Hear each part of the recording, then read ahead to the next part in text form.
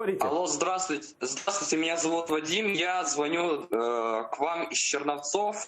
Сейчас наблюдаю вот такую картину, что, мне кажется, повторяется вот такая вот картина, которая была еще в марте-апреле 2015 года, когда телеканал АТР прекращал свое вещание в Крыму, и кажется, что телеканал вовсе прекратит вещание на материковой части Украины. Вот не хочется, чтобы вот эта ситуация повторилась, потому что, во-первых, это будет плачевно для жителей оккупированного Крыма, которые не смогут потом, если АТР отключить, не смогут потом посмотреть на те происшествия, которые происходят, потому что сейчас множество есть информационных каналов, которые могут искажать всю эту ситуацию, которые преподносят так, чтобы это было выгодно именно им, а не выгодно для жителей Крыма. И для того, чтобы поддержать как-то канал, нужно как-то решать все-таки ситуацию. Вот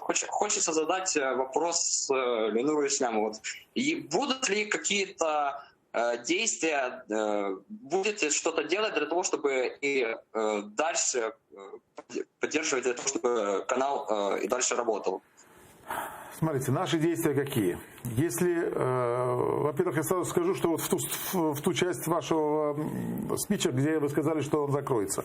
Даже если я останусь один, телеканал мы не закроем. Мы это сделали в 2015 году.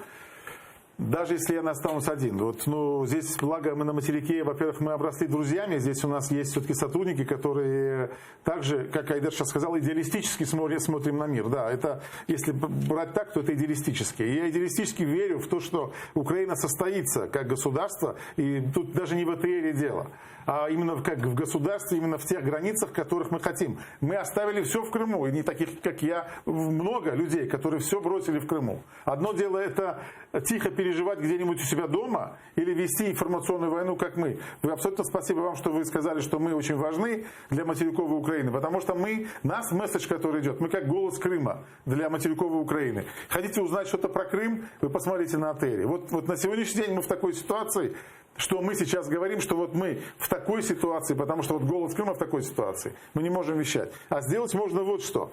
Можно нас поддержать, хоть если каждый украинец хотя бы 1 гривну перечислит вот на ту карточку, которую я дал. Я вынужден дал свою карточку, чтобы уже было видно, чтобы можно было это опубликовать потом. Чтобы никто не ссылался на то, что мы чужие, чтобы вы видели, куда вы перечисляете. Есть юрлицо, АТР, Атлант СВ, мы его тоже будем показывать. В принципе, те люди, которые себя считают неравнодушными в ситуации с Крымом, они могут нас поддержать.